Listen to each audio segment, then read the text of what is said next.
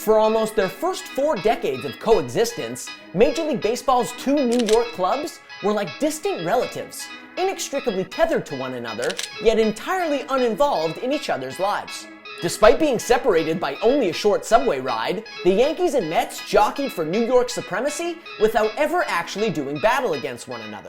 Interleague play wasn't introduced until 1997, and even though both teams enjoyed their time in the postseason spotlight during the second half of the 20th century, they never once crossed paths in the playoffs. At long last, though, in the autumn of 2000, the 2 crosstown rivals finally met on baseball's biggest stage, squaring off in an unforgettable showdown that not only revived one of baseball's most delightful and long-dormant institutions, the Subway Series, but also represented a pivotal moment in the histories of both New York franchises.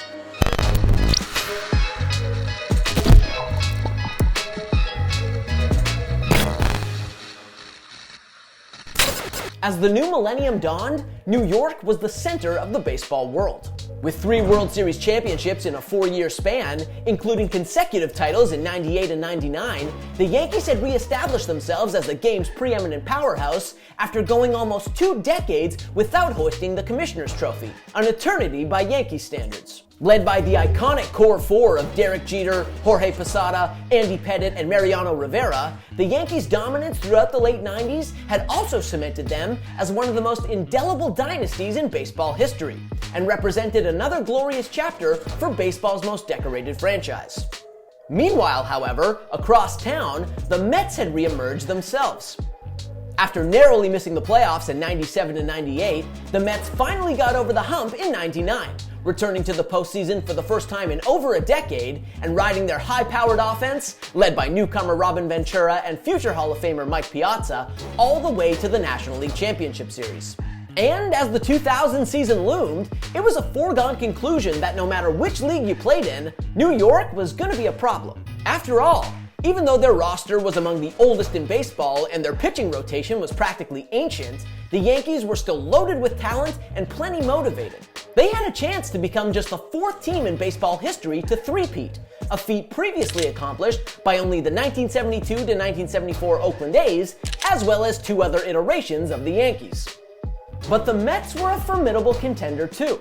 Following their agonizing defeat in the 1999 NLCS, and with their roster getting a bit long in the tooth as well, the Mets put together an offseason that conveyed a seriousness of purpose and a sense of urgency, brokering a blockbuster trade for left-hander Mike Hampton, fresh off his first career All-Star appearance and a second-place finish in NL Cy Young voting, and signing free agent Todd Zeile to replace John Olerud at first base.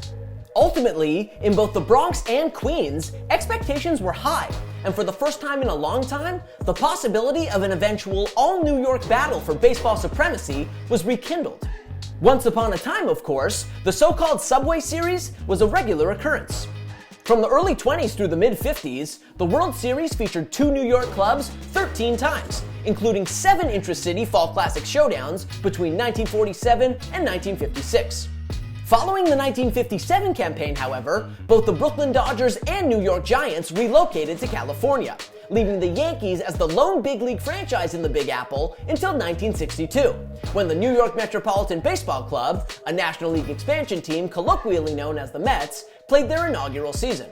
And while both franchises enjoyed varying degrees of success over the ensuing decades, the Yankees and Mets were proverbial ships in the night, with their windows of contention never perfectly aligning. In '62, as the newly formed Mets stumbled to 120 losses, the Yankees were on top of the baseball world, capturing their final World Series title of the Mickey Mantle era.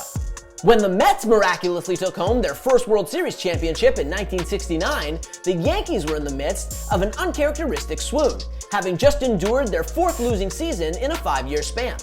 When the Yankees returned to prominence in the late 1970s and ultimately captured 3 straight pennants and 2 more World Series championships, the Mets were a bottom feeder again. And sure enough, when the Mets reemerged in the mid-1980s, a stretch that culminated with their 1986 World Series title, the Yankees were good, but not quite good enough.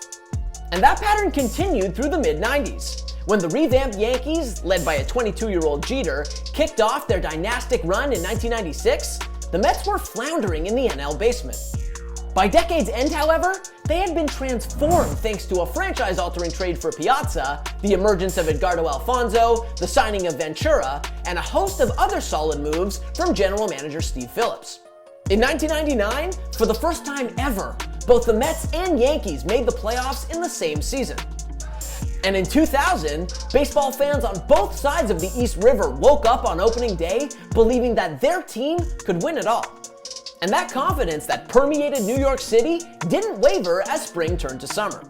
Following an up-and-down start to their season, the Yankees settled into first place in their division in the first week of July and didn't look back, at one point putting together a 46-23 stretch that propelled them to a third straight title in the shockingly mediocre AL East. Sure, they finished with just 87 wins, their fewest in a season since 1995, and ended their season on a 3-15 slide, but the Yankees were still a force to be reckoned with. Meanwhile, although the Mets once again failed to win their division, they arguably had the stronger season than their crosstown rivals, earning 94 wins and the NL wildcard on account of their elite rotation, led by Hampton, Al Leiter, and Glendon Rush, and monster years from Piazza and Alfonso. For the second year in a row, and the second time ever, both the Yankees and Mets had made it to the playoffs. Along the way, whatever hostility existed between them got turned up to 11, blossoming into a proper rivalry that reached a fever pitch in mid-July, when Yankees ace Roger Clemens beamed Piazza during a fateful split-venue doubleheader. Piazza, who's DHing in this game. The 0-1 pitch, way inside. Oh man, was that scary. I thought it was definitely intentional. I try to think of Roger Clemens as a great pitcher, but I really can't say I have respect for him right now. A month earlier, it should be noted, Piazza hit a grand slam off of Clemens at Yankee Stadium, and so the consensus in the Mets clubhouse was that Clemens beamed Piazza on purpose. In any event, Piazza ended up with a concussion that sidelined him for several days, the acrimony between the two clubs festered, and baseball fans in both boroughs prayed for another chapter, a final chapter, in this escalating intra-city drama. And as fate would have it, they'd get their wish come October. For their part, much like the regular season had been less of a cakewalk than they'd become accustomed to, the Yankees' quest for a third straight pennant was also not nearly as effortless as it had been over the previous 2 years. After sweeping the division series in both 1998 and 1999, the Yankees needed the full 5 games to dispatch the Oakland A's, and actually got outscored in the series. They then found themselves in an early hole against the Seattle Mariners in the best-of-7 ALCS, but eventually rode the hot bat of midseason pickup David Justice to a 4-2 series victory and a third straight AL pennant. Comparatively, the Mets had a much easier time getting to the big dance. Propelled by some exceptional pitching, they bested the San Francisco Giants in 4 games in the NLDS, then needed only 5 games to vanquish the St. Louis Cardinals in the championship series, with Hampton memorably tossing 16 scoreless innings in his 2 victorious NLCS starts. It was happening. Mets versus Yankees for all the marbles, the first Subway Series in a generation. Another long-awaited installment in the wondrous history of New York's baseball wars, the culmination of a decades-long rivalry that was finally boiling over after simmering on low for ages, and the final chapter in a gripping season-long drama. This series, ultimately, was a baseball writer's dream. The Yankees going for a historic three-peat with their proverbial little brothers standing in the way in the first all-New York World Series since 1956? It would have been hackneyed if it wasn't actually happening. And needless to say, the Subway Series brought New York City to a grinding halt, with everyone and their mother laser-focused on baseball. As Yankees manager Joe Torre put it, you drop your dry cleaning off, they're talking about the World Series. You go to a grocery store, they're talking about the World Series. It wasn't just at the ballpark, it was every time you turned your head. You wouldn't think that a series so feverishly anticipated could possibly live up to the hype, but, well, it did. In Game 1, before a downright frenzied crowd in the Bronx, the Yankees eked out a thrilling comeback victory, erasing a 1-run deficit in the bottom of the 9th before Jose Vizcaíno's bases-loaded 2-out single in the bottom of the 12th gave the Yankees an early series lead. As unforgettable as that finish was, though, the series' most enduring moment came the following night, with Clemens on the mound looking to put the Yankees up 2-0. In his first inning confrontation against Piazza, their first time squaring off since the July beating, Clemens became a part of baseball lore when he sawed Piazza off with an inside fastball, then inexplicably hurled the barrel of Piazza's broken bat towards Piazza. Winds. Here's the 1-2 pitch. Broken bat, foul ball off the right side, and the barrel of the bat came out to Clemens, and he picks it up and throws it back. I don't know what Clemens had in mind. The moment was as bizarre as it was intense, and given the history between them, the incident caused the benches to clear and hostilities to be exchanged. For his part, Clemens insisted that he thought the barrel of the bat was actually the ball, which doesn't make any sense, and predictably didn't diffuse Piazza's anger. Eventually, cooler heads prevailed, but that moment perfectly distilled the feverish intensity of the series, which the Yankees were about to take control of. Thanks to 8 masterful innings from Clemens, who allowed no runs on just 2 hits following the Piazza incident, the Yankees grabbed a commanding 2-0 series lead, surviving a 5-run 9th-inning onslaught from the Mets to escape with a 6-5 victory. At that point, though, the series moved across town, over to Shea Stadium, and the Mets' fortunes promptly changed back in their neck of the woods. Backed by a strong 6-inning effort from starter Rick Reed, the Mets scratched and clawed their way to a 4-2 victory in Game 3, breaking a 2-2 tie in the 8th off Yankee starter Orlando Hernandez, who threw a whopping 134 pitches in the loss, and snapping the Yankees' streak of consecutive World Series wins at 14.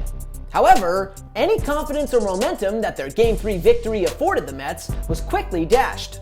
On the very first pitch of Game 4, Jeter clubbed a homer over the left field fence at Shea Stadium, sucking the life out of the building and paving the way for another narrow Yankees victory. A 3-2 win that put the Yankees on the precipice of history and the Mets on the brink of elimination. And the following night, the Yankees secured that historic three-peat, parlaying a brilliant start from Pettit and a 9th-inning rally into a series-clinching 4-2 victory in front of a devastated Queens crowd. It was surely no solace to Mets fans that every game in the Subway Series was excruciatingly close, decided by either 1 or 2 runs.